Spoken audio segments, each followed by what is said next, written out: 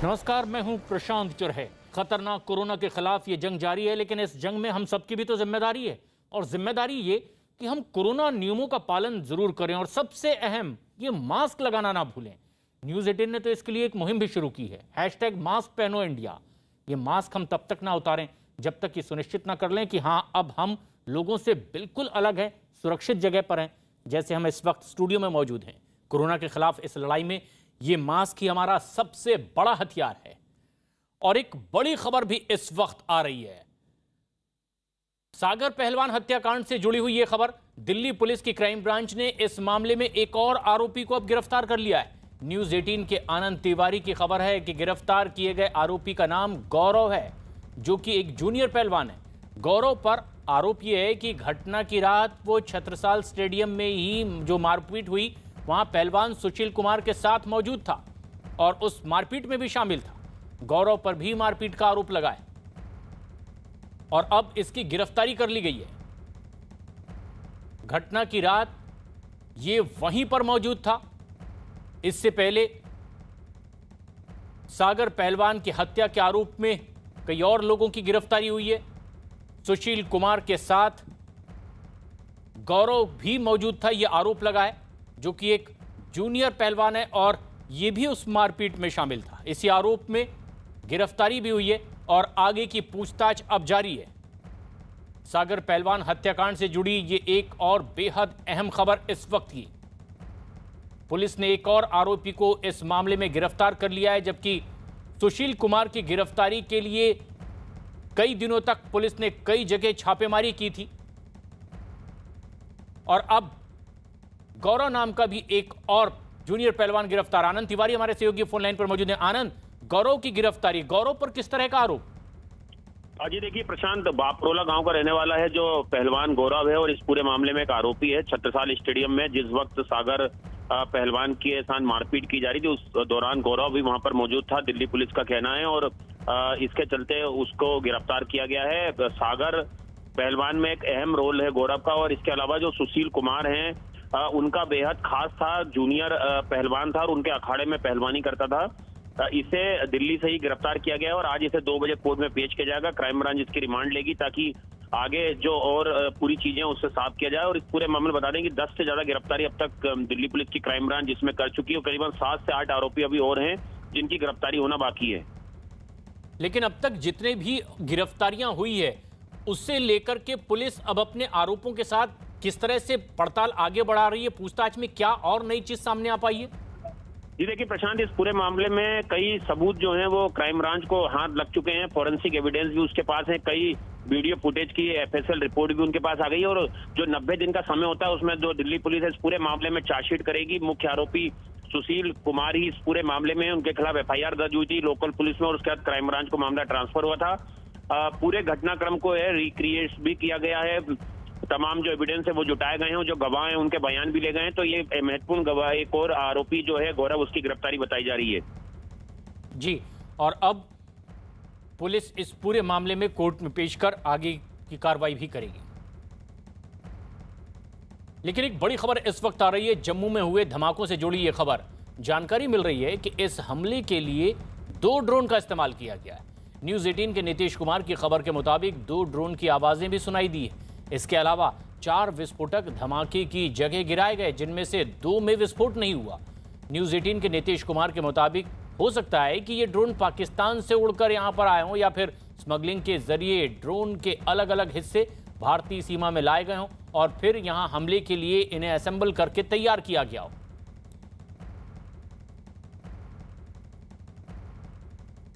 नीतीश हमारे सहयोगी हमसे सीधे जुड़ रहे हैं ज्यादा जानकारी के साथ। नीतीश, जम्मू धमाके से जुड़ी इस पूरे मामले में अब तक की पड़ताल के बाद क्या ताजा जानकारी और मिल पा रही है? देखिए, अभी भी कड़ियां जोड़ने की का प्रोसेस चल रहा है।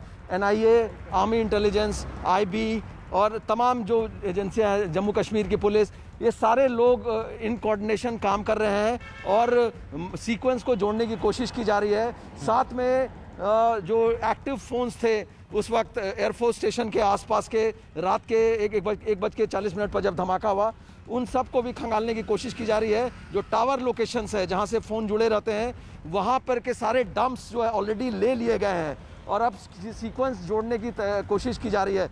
लेकिन ये एक चीज़ ऐसा लगता है, जो एजेंसियों से लगातार बात हो रही है कि एयर ड्रॉप किया गया है जो एक्सप्लोसिव है, जो जिस तरह का क्रेटर बना है, जो सीलिंग में जिस तरह का होल हुआ है, उससे लगता है कि बहुत मीडियम हाइट पर कोई फ्लाइंग ऑब्जेक्ट रहा होगा या अनमैन्ड एरियल व्हीकल या ड्रोन जिसको कहते हैं वो रहा होगा, उससे ये एयर ड्रॉप किया गया है। इसकी वजह से ब्लास्ट जो हुआ है वो लो इंटेंसिटी का ब्लास्ट हुआ है।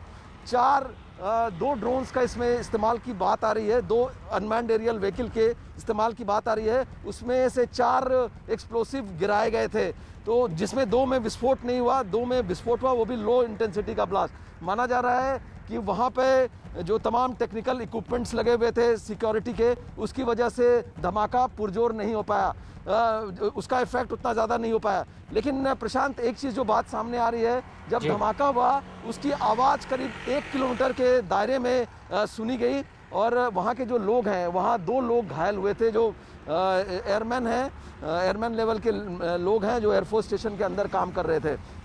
खिड़कियों के शीशे वगैरह टूटे। तो अभी एक सीक्वेंसिंग चल रही है, इसको पूरे घटना को, क्राइम को, जो घटना हुई है उसको पूरा जोड़ने की कोशिश की जा रही है और इंटरसेप्ट्स को खंगाला जा रहा है, इनको एक दूसरे से जोड़ने की कोशिश की जा रही है। तो अभी कुछ सब्सटेंशियल हाथ नहीं लगा है जी। अभी ये पूरी तरह से इस्टेब्लिश भी नहीं हो पाया है कि ये ड्रोन था, किस तरह का ड्रोन था, कैसे जो एक्सप्लोसिव अंदर पहुंचा, किन लोगों ने किया। तो ये पूरा एक प्रोसेस होता है, इसमें टाइम लगेगा। और अभी नीतीश, ये पड़ताल जब आगे बढ़ रही है, कौन कौन सी ऐसी एजेंसियां हैं जो वहां पर पहुंच चुकी है, किस तरह की जिम्मेदारी इन एजेंसियों के पास अब इस पूरी पड़ताल में? देखिए, मेन जो है ये यूएपीए एक्ट के तहत केस दर्ज हो गया है। एनआईए ने इसको अभी, इसकी जो कॉम्पिटेंट एजेंसी है, जो टेरर का एंगल आता है, उसके बाद कॉम्पिटेंट एजेंसी इसकी जांच करने के लिए एनआईए है, नेशनल इन्वेस्टिगेशन एजेंसी। उसकी टीम ऑलरेडी वहां पर पहुंच चुकी है। राकेश बलबल जो जम्मू ब्रांच के एसपी हैं, वो अपनी टीम के साथ वहां पर पहुंच चुके हैं, सुबह ही पहुंच गए थे। और इसके अलावा आर्मी इंटेलिजेंस की टीम वहां पर पहुंची हुई है, आईबी की टीम है और ये इन कोऑर्डिनेशन काम हो रहा है। डीजी एनआईए, अभी जैसे थोड़ी देर पहले खबर आई थी, कुलदीप सिंह जो डुअल चार्ज में है, सीआरपीएफ के भी डीजी हैं, वो एनआईए के, वो भी वहां पर पहुंचे थे। तो इन सारे एजेंसियों का कोऑर्डिनेशन चल रहा है। पहले जो इनपुट्स उनको मिले थे उनसे जोड़कर कोरिलेट करने की कोशिश की जा रही है। ड्रोन के जो भारतीय सीमा में घुसने के इंसिडेंट्स हुए हैं उसको भी कोरिलेट करने की कोशिश की जा रही है। तो ये प्रोसीजर अभी चल रहा है कड़ियों को जोड़ने का। कड़ियां एक एक कर जोड़ी जा रही है कि दरअसल ये पूरा वाकया हुआ कैसे, ये कैसी चीजें सामने आई है। लेकिन क्या कुछ पर्टिकुलर रास्तों का इस्तेमाल किया गया है इसमें? जो शुरुआती जांच पड़ताल है उससे क्या संकेत मिल रहे हैं? देखिए, ये तय है कि ये एक सोची समझी साजिश के तहत इस पूरे इंसिडेंट को अंजाम दिया गया है। और घुसपैठ हुई, कितने दिन पहले घुसपैठ हुई, क्या ये ड्रोन पाकिस्तान से उड़ के सीमा, क्योंकि इंटरनेशनल बॉर्डर का इलाका बिल्कुल करीब है 10 से 12 किलोमीटर का, इसके पहले भी इंसिडेंट्स होते रहे हैं, एयर ड्रॉपिंग के, हथियार के, रेकी करने के लिए ड्रोन का इंडियन सीमा में घुसना। तो क्या इसके लिए पहले से ही कोई आदमी अंदर आया, उसने स्मगल करके पार्ट्स को पाकिस्तान से लाया और उसके बाद फिर जम्मू में इसको असेंबल करके ब्लास्ट किया गया ड्रोन के सहारे, या फिर पाकिस्तान की सीमा से ड्रोन अंदर घुसा और ये रात के अंधेरे में रडार की पकड़ में आए बगैर ब्लास्ट को अंजाम दिया, फिर वापस पाकिस्तानी सीमा में लौट गया। इस पर अभी जो है ये पड़ताल चल रही है किस रूट का इस्तेमाल किया गया। हालांकि सांबा सेक्टर जो एक पॉसिबल रूट होता था, तो अभी कौन सा रूट है इसके बारे में अभी खंगाला जा रहा है। कोई पुख्ता जानकारी नहीं है, किसी रूट से आया होगा ड्रोन और फिर ड्रॉप करके, एयर ड्रॉप करके फिर चला गया। तो ये एक जांच का विषय है और तहकीकात जो जांच आगे चल रही है। नीतीश, क्या ये शुरुआती दौर में माना जा रहा है कि ये जो तैयारी थी या योजना बनाकर इस तरह का ब्लास्ट किया गया, जिस तरह की आशंका है, ये टारगेट से अपने चूका होगा? देखिए, क्वाइट पॉसिबल, ये बिल्कुल पॉसिबल है ये इसकी पुख्ता जानकारी तब पता चलेगी जब एक्सप्लोसिव के नेचर का पता चलेगा। एक्सप्लोसिव का नेचर वहाँ से पिक कर लिया गया है, वहाँ से सैंपल्स फॉरेंसिक टीम ने उठा लिया है, उसको लैब में ले जाकर उसकी जांच होगी कि किस तरह का एक्सप्लोसिव है।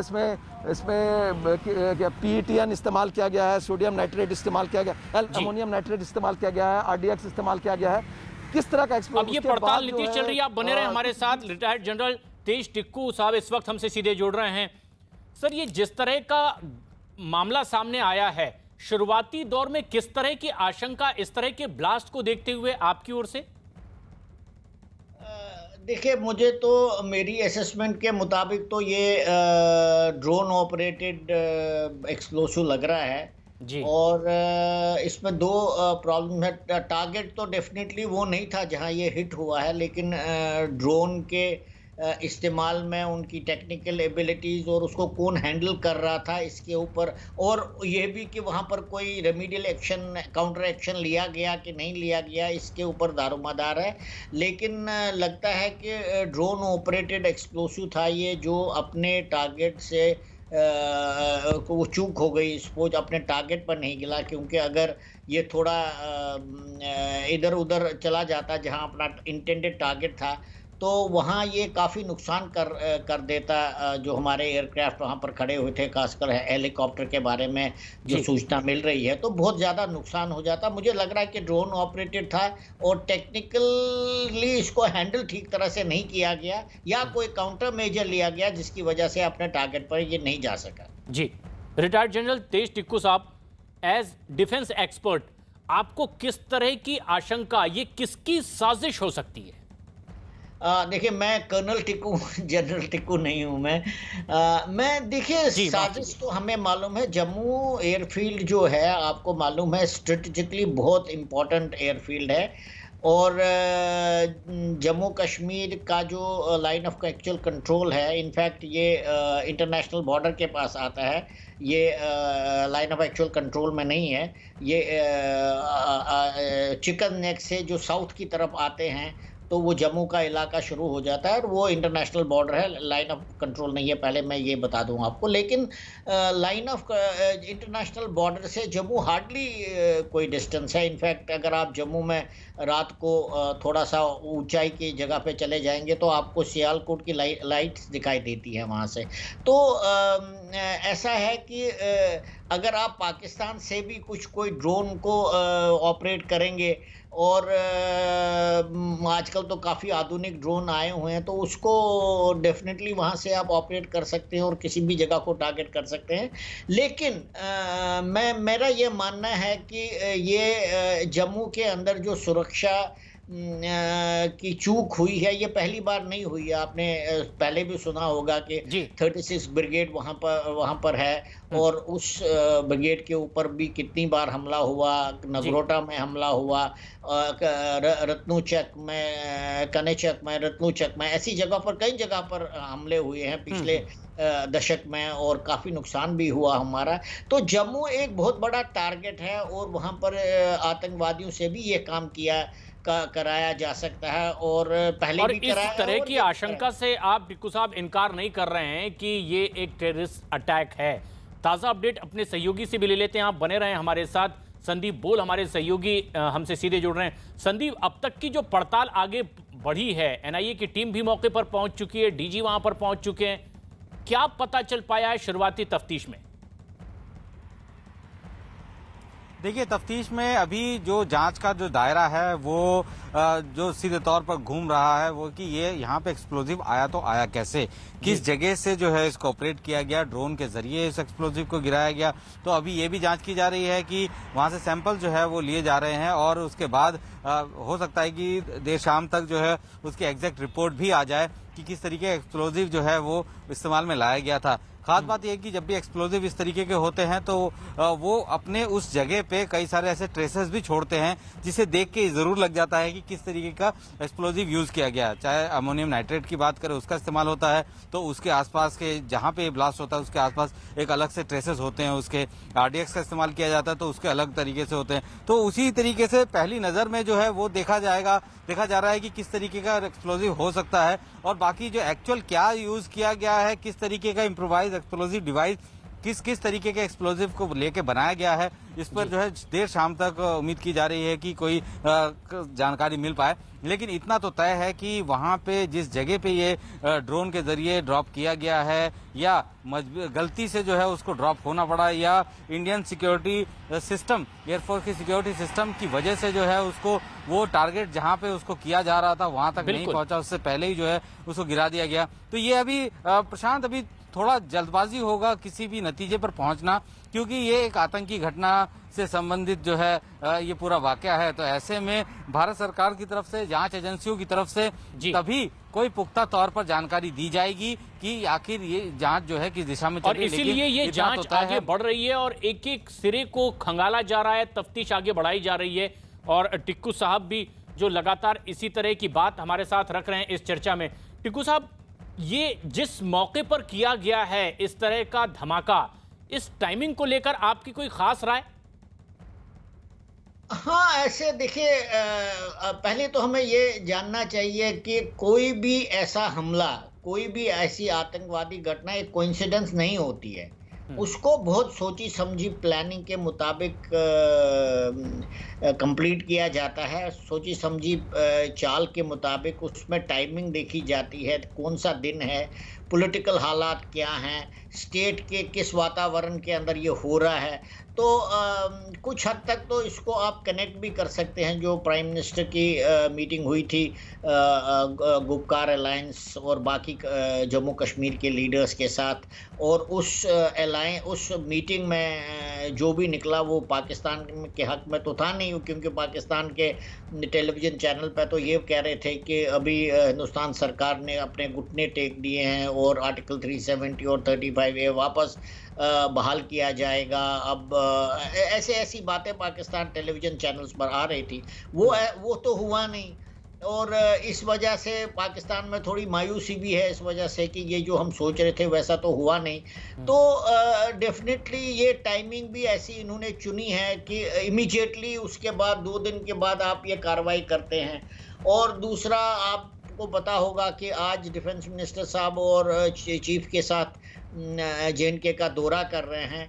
तो डेफिनेटली मैसेज को जो है टाइमिंग को चुना गया है, एक मैसेज कन्वे करने के लिए कि आप कहीं पर भी होंगे स्टेट के अंदर या कहीं पर भी, खासकर जम्मू कश्मीर में, हम आपको हिट कर सकते हैं। और ये बिल्कुल क्लियरली उन्होंने बताया है, और ये भी बताया कि आप जो भी कार्रवाई करेंगे पॉलिटिकल लेवल पर, हम उसका आतंकवादी हमले से आपका जवाब दे सकते हैं, क्योंकि पॉलिटिकली वो जवाब दे नहीं सकते, तो हम आतंकवादी हमले से ही उसका जवाब देंगे। तो डेफिनेटली इसमें टाइमिंग तो बिल्कुल कॉशियसली और केयरफुली उन्होंने सिलेक्ट की है जी। और एज डिफेंस एक्सपर्ट इन तमाम चीजों को आप नजर में रखे हुए, लेकिन एक बड़ी खबर इस बीच भी आ रही है। जम्मू के कठुआ से आ रही है ये खबर। कठुआ के लखनपुर इलाके में 2 संदिग्ध हथियारबंद लोग देखे गए हैं, और इसी इलाके की रहने वाली एक महिला ने यह जानकारी पुलिस को दी है। इसके बाद सुरक्षा बल ने पूरे इलाके में सर्च ऑपरेशन शुरू कर दिया है। इसके अलावा ड्रोन को लेकर भी इस पूरे इलाके को खंगाला जा रहा है। पूरे इलाके की नाकाबंदी कर दी गई है और हर आने जाने वाले की जांच पड़ताल की जा रही है। हम आपको यह भी बता दें कि कठुआ पाकिस्तान की सीमा से बिल्कुल लगा हुआ इलाका है, इसीलिए भी यहां सुरक्षा में कोई कोताही बरतने की गुंजाइश सुरक्षा बलों को नहीं दिख रही है। जैसे ही महिला ने जानकारी दी कि 2 संदिग्ध हथियारबंद इस इलाके में दिखे हैं, उनकी तलाश के लिए सर्च ऑपरेशन तेज कर दिया गया है। सुबह यहाँ पे 2 आदमी आए थे। तो एक्चुअली ये जो घर है ये अकेला घर है। यहाँ पे उन्होंने वर्दी वगैरह डाली हुई थी और वेपन वगैरह लिए हुए थे, तो टिफ़िन वगैरह भी लिए हुए थे। तो बस ये उसके बाद इन्होंने हमें इन्फॉर्म किया, तो हम आ गए यहाँ पे। हमने देखा वहाँ पे यहाँ आगे पीछे सभी तो दिखाई नहीं दिए। और ऐसे में जबकि 2 संदीप हमारे सहयोगी 2 संदिग्ध दिखाई दिए हैं, तो इसको क्या इस पूरी घटना से जोड़कर देखा जा रहा है इन्वेस्टिगेशन एजेंसीज की ओर से? संदीप, देखिए, अभी जिस तरीके की इन्फॉर्मेशन आई है, जिस तरीके की जानकारी आई है कि 2 संदिग्ध देखे हैं किसी ने, और वहां पे जो है उनके पास हथियार भी थे। चूंकि जिस तरीके के हालात इस वक्त बने हुए हैं, वहां पे ब्लास्ट होता है, उसके बाद पूरे इलाके को जो है कॉर्डन किया जाता है, सर्च ऑपरेशन चलाए जाते हैं। तो ऐसे में इस तरीके के कोई भी, भले ही इसके पीछे की सच्चाई क्या है, लेकिन किसी भी तरीके का एक छोटे से छोटा इनपुट भी जो भी उनको मिलता है सिक्योरिटी एजेंसीज को, वो बिल्कुल भी उसको हल्के में नहीं लेते हैं। जैसी इस बात के बारे में जानकारी मिली कि 2 संदिग्ध देखे गए हैं, हथियारों के साथ देखे गए हैं, तुरंत जो है सिक्योरिटी फोर्सेस ने पूरे इलाके में जो है सर्च ऑपरेशन चलाया। लेकिन बताया जा रहा है कि अभी फिलहाल कोई कामयाबी जो है हासिल नहीं हुई है।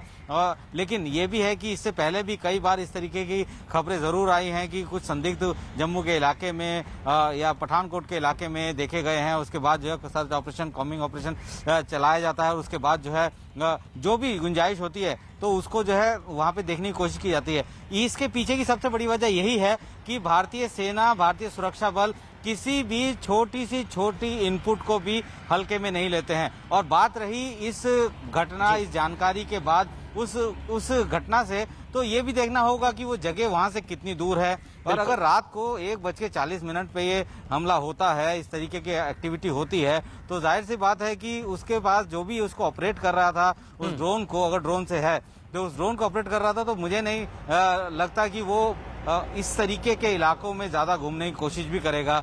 वो उसका सबसे मेन काम होगा कि जैसे ही उसका ऑपरेशन खत्म हुआ, वो वहां से एस्केप करने की कोशिश करेगा ताकि और अब तफ्तीश में यही देखने की कोशिश हो रही कि क्या वो इसमें कामयाब हो पाया। लेकिन एज डिफेंस एक्सपर्ट टिक्कू साहब, अब जितनी भी हमारी तमाम एजेंसीज हैं या हमारे सुरक्षा बल हैं, आगे किस तरह की रणनीति आप देखते हैं? देखिए, पहले मैं इस इंसिडेंट के बारे में आपको बता दूं। 2 आदमियों का, हथियारबंद लोगों का दिखना, जी बिल्कुल, और ये ड्रोन अटैक 140 रात को हुआ है, ये अलग अलग घटनाएं तो हैं, लेकिन ये कोऑर्डिनेटेड है। अलग अलग स्थानों पर है ये, लेकिन कोऑर्डिनेटेड है।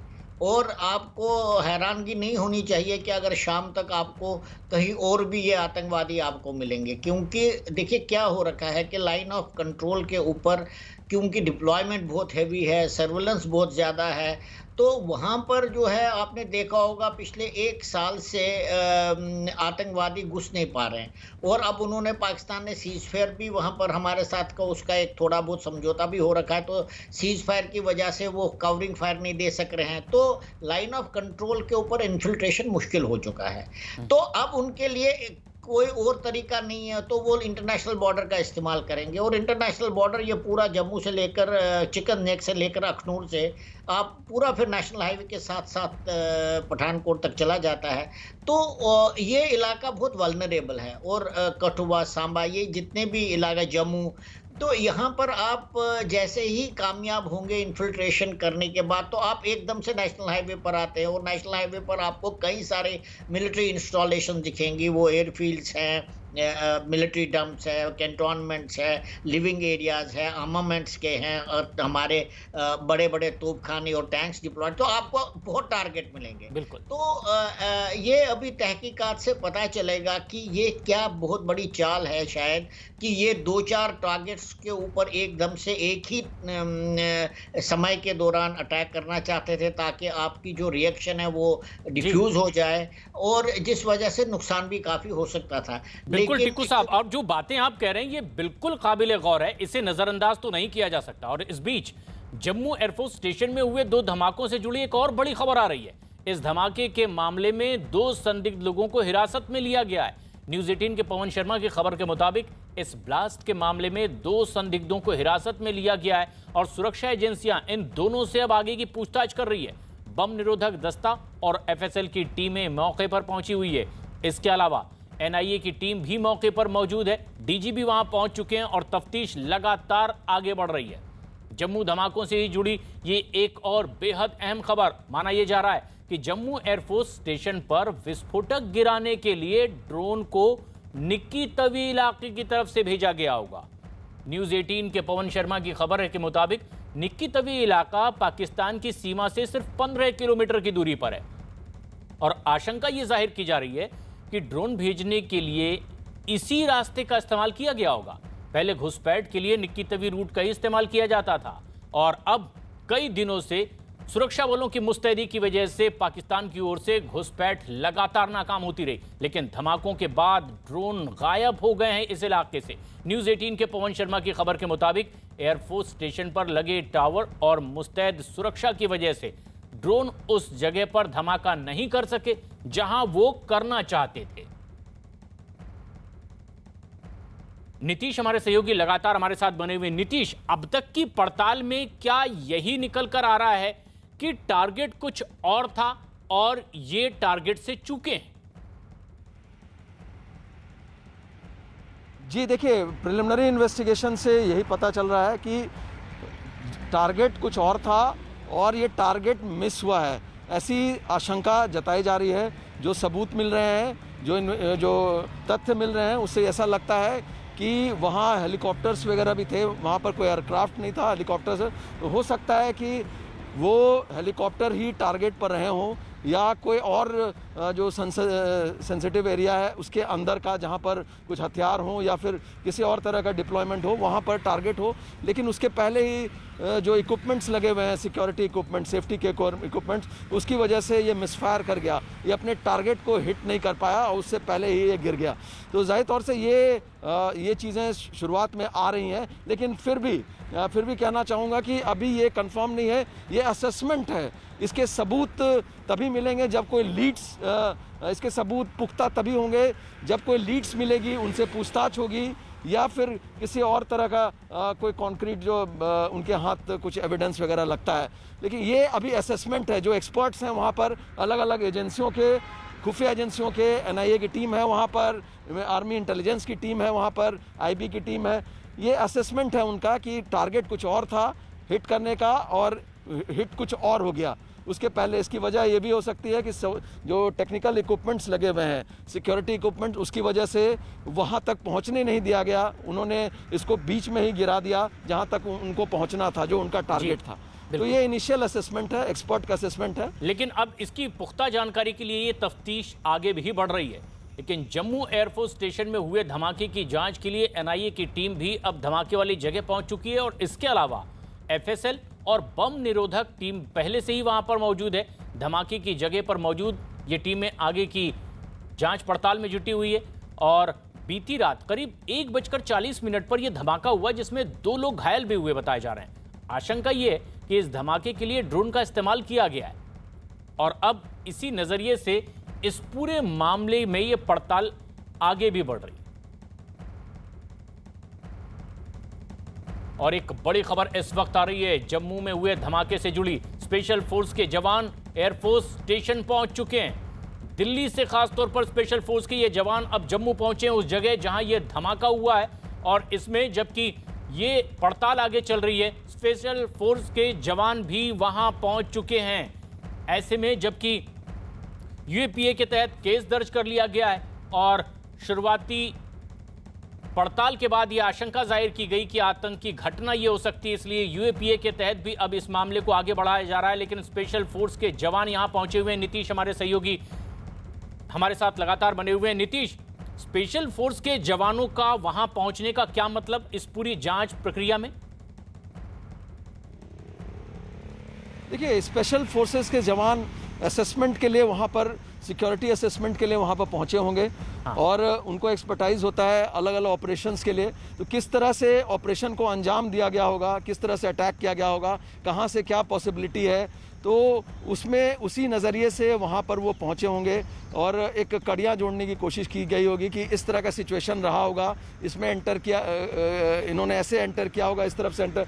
तो ये बेसिकली एक असेसमेंट के तौर पर वहाँ पर पहुँचे हैं और स्पेशल फोर्सेस के जवान अगर वहाँ पर पहुँचे तो इसी काम के लिए वहाँ पर पहुँचे हैं।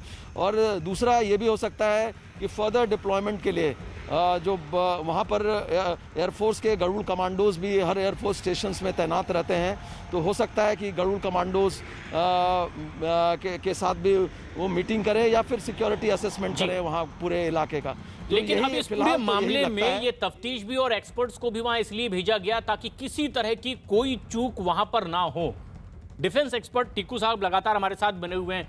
टीकू साहब, कैसे आप देख रहे हैं इस ब्लास्ट को?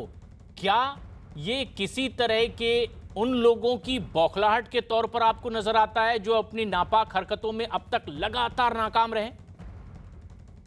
देखिए, मैं एक दो बात आपको कहना चाहता हूँ। सबसे पहले ये निक्की तवी वो जो है इंटेंडेड एरिया जैसे बता रहे हैं कि वहाँ से ये ऑपरेशन आतंकवादियों ने या जिसने भी किया उस इलाके से हुआ है जी। तवी एक बहुत बड़ी नदी है जो पहाड़ों से निकलकर जैसे जम्मू में पहुँच जाती है तो फिर वो प्लेन सेक्टर में जाती है और अलग अलग रास्तों से ये फिर पाकिस्तान में घुस जाती है, जो प्लेन का इलाका। और जब ये डेल्टा बन जाता है तो वहां पर कई सारे आइलैंड बन जाते हैं, कोई छोटा कोई बड़ा, और उन सब आइलैंड्स में आपको बहुत बड़ी बड़ी बुशेस मिलेंगी, फॉइलेज मिलेगी, पेड़ मिलेंगे, छोटे छोटे पेड़ मिलेंगे। वहां पर जो है हरकत आप देख नहीं सकते, वो परफेक्ट एरिया है किसी के छुपने के लिए। तो निक्की तवी का ये जितना भी इलाका है वो हमेशा से संदिग्ध इलाका रहा है, क्योंकि वहां पर 2-4 आदमी आराम से छुप सकते हैं, किसी को पता भी नहीं चलेगा। तो इट इज पॉसिबल कि इंटेंडेड अटैक जो है ड्रोन से भी जो किया हुआ है वो उसी एरिया से वहीं से सोर्स किया होगा। और मेरे ख्याल से ये एक अच्छी खबर है कि आपको फिर पता चला कि ये इलाका कितना संवेदनशील है जी। पहली बात। दूसरी बात ये मैं कहना चाहता हूँ कि जो मैंने पहले ही कहा था कि ये पॉसिबल है कि अभी तक तो इसके बारे में कोई खबर आई नहीं है, ये पॉसिबल है कि जो काउंटर मेजर्स थे एयरफोर्स स्टेशन के, उन काउंटर मेजर्स की वजह से ये ड्रोन अटैक इंटेंडेड टारगेट पर नहीं पहुंचा, बल्कि उससे पहले या उसके इर्द गिर्द के इलाके में गिरा और नुकसान कम हुआ, नहीं तो बहुत ज़्यादा नुकसान होना था। आपको पता है कि जम्मू एयरफोर्स किसी भी एयरफोर्स स्टेशन पर जो है एयरक्राफ्ट हमेशा हैंगर्स में नहीं होते, बाहर खड़े होते। तो अगर ऐसा ब्लास्ट हो जाता तो कितना नुकसान हो जाता और पूरी दुनिया में बदनामी हो जाती। टिक्कू साहब, तो जिस तरह की आशंका आप जाहिर कर रहे हैं कि ये अपने टारगेट से चूका होगा, आपको किस तरह की साजिश इसमें दिखाई दे रही है? ये किस योजना के तहत उठाया गया कदम आपको शुरुआती दौर में लग रहा है? ये बिल्कुल मैं तो मुझे इस बात से कोई शक नहीं है कि ये इंटेंडेड टारगेट इसका एयरफील्ड था, और एयरफील्ड के ऊपर जो एसेट्स होते हैं उसके ऊपर था।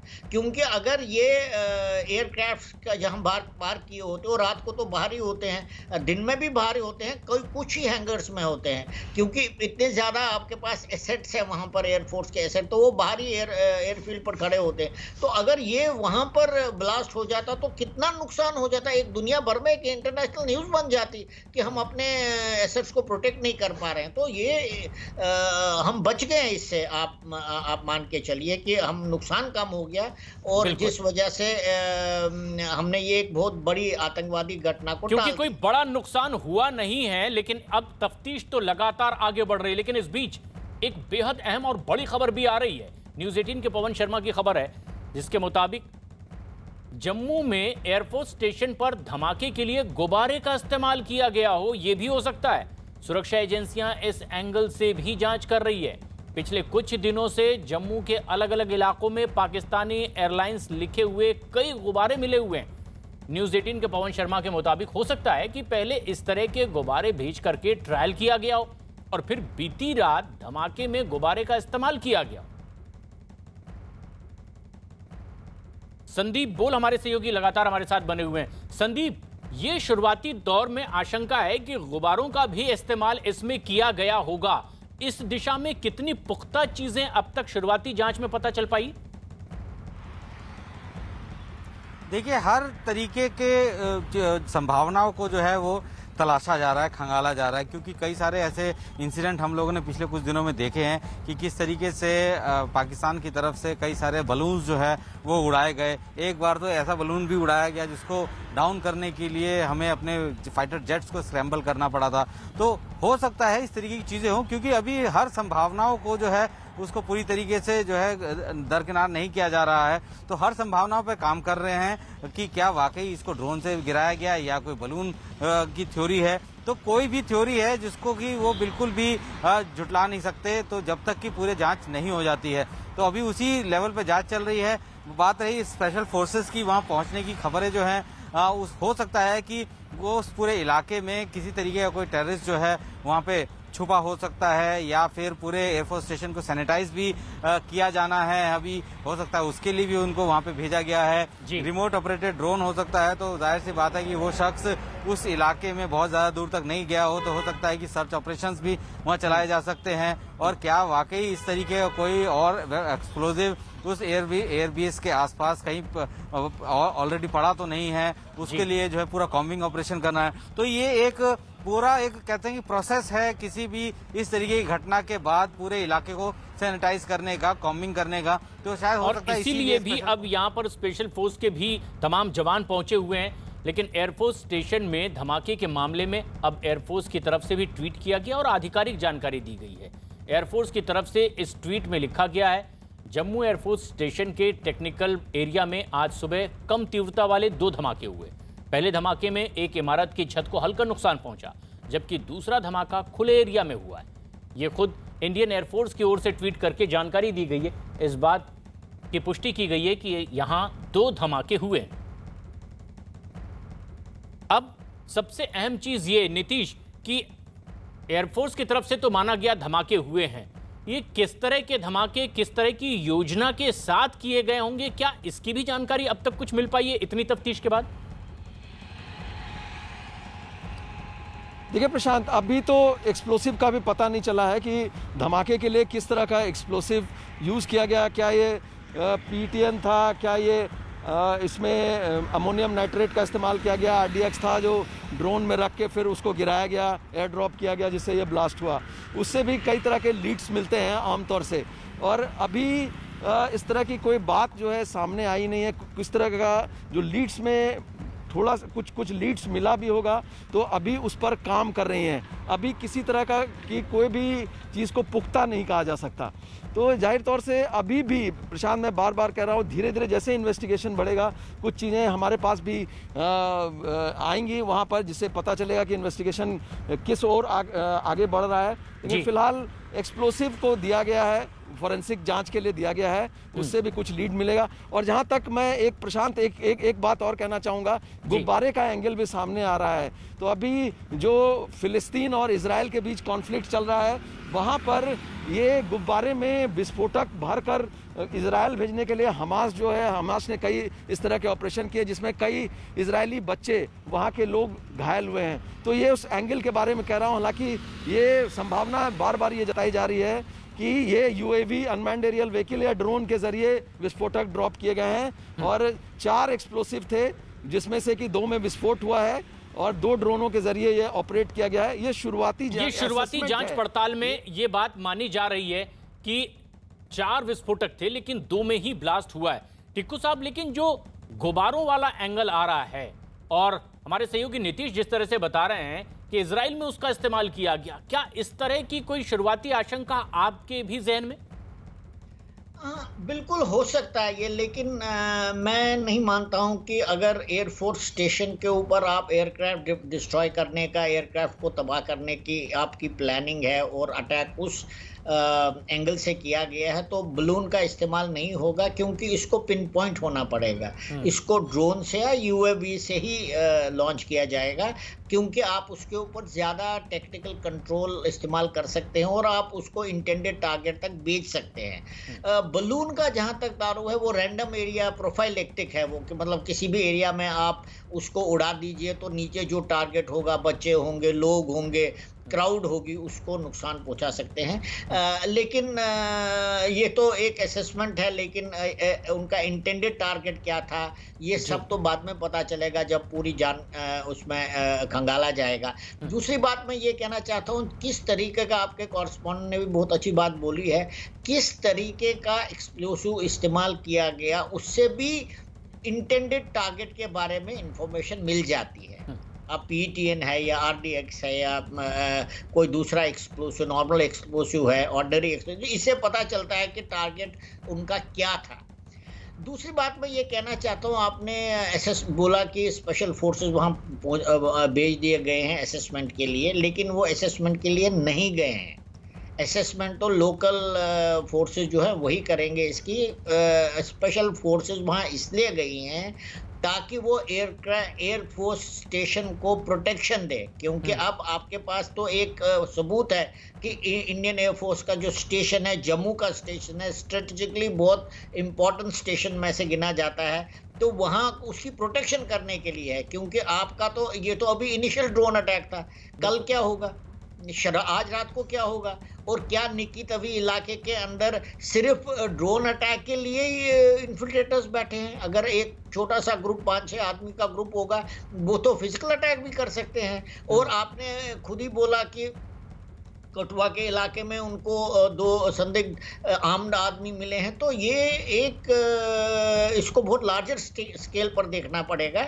और स्पेशल फोर्सेस वहाँ इसीलिए गए हैं कि अगर एयरफोर्स स्टेशन के ऊपर कोई भी हमला हो, टेररिस्ट अटैक हो, तो उसको नाकारा किया जाए। और दूसरा जो है स्पेशल फोर्सेस, जो निकी तवी का इलाका है, उसमें कॉम्बिंग करनी पड़ेगी। उसके लिए स्पेशल फोर्सेस हेलीकॉप्टर से जा सकते हैं, क्योंकि बहुत बड़ा इलाका और छोटे छोटे आइलैंड है, तो इसलिए भेजे गए।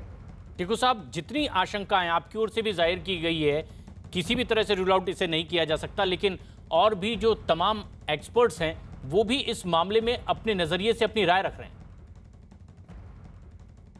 ये जो अटैक हुआ है, जो बॉम्ब ब्लास्ट हुआ है, ये लो इंटेंसिटी बॉम्ब ब्लास्ट हुए हैं, लेकिन हमें ये देखना, ये मद्देनज़र में रखना चाहिए कि वहाँ पर एक आतंकवादी को पकड़ा गया है नरवाल में। याद रखना चाहिए कि हमारे चिनार कोर के कमांडर इन्होंने बोला था कि 200 आतंकवादी ये करंटली ऑपरेटिव हैं वैली में। हमारे सिक्योरिटी फोर्सेस बिल्कुल विजिलेंट हैं, अलर्ट हैं, सजग हैं वैली में, और वो इन्हें ज़रूर मार गिराएंगे। लेकिन इस प्रकार का एक टेरर अटैक ये है या ये नहीं है, ये तो जांच के बाद ही पता चलेगा। लेकिन ये टेरर अटैक के तौर पर इसे देखा जाएगा, क्योंकि जांच जो हो रही है वो जांच बहुत ज़्यादा उच्च स्तर की हो रही है। पाक समर्थित आतंकवाद का एक और नया चेहरा सामने आया है। कल रात मध्य रात्रि के उपरांत जम्मू एयरफोर्स स्टेशन के टेक्निकल एरिया में 2 विस्फोट हुए। नुकसान ज्यादा नहीं हुआ, पर हो सकता था।